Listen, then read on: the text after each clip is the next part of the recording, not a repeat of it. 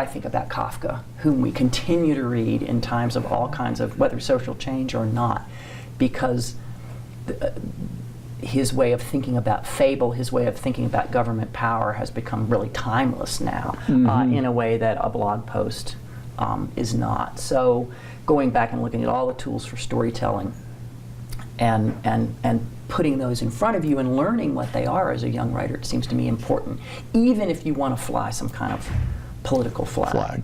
I think that's right, and I think, so that's basically how I guess I would justify the Riley novels, right, is that it's kind of a, how should I put this, it's a gentle form.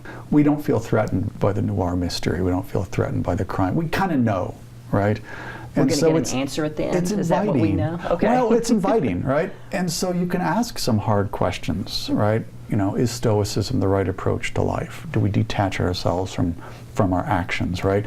What's the role of the existentialist today, right? Who rejects the norms and standards of society? Can we operate within our own self-created sphere of justice? And are we accountable when we do that, right? You know, those are big questions.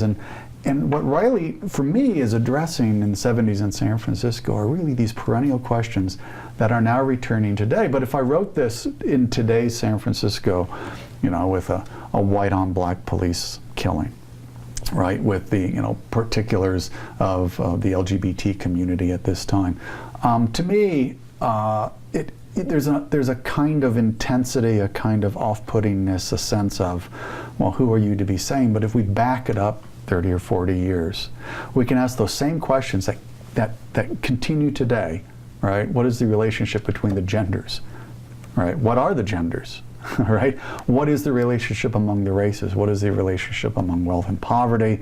How should we be treating the environment? Those questions are not going to go away, but to ask them in a softer voice, one way of doing that is to turn back the clock so that the stakes are not so immediate, the stakes are not so high. But you're still highlighting what I think is the most important thing in fiction, as a writer and a reader, which is putting a character in a position where he or she has to make a choice. Right.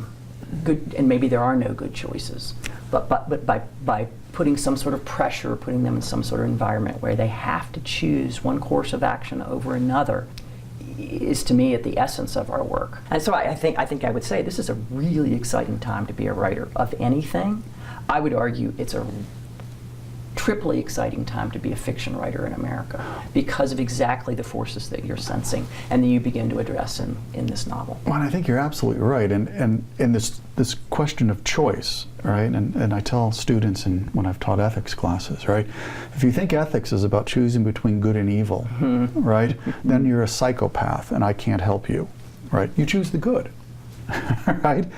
Ethics is about choosing between evils, or between goods.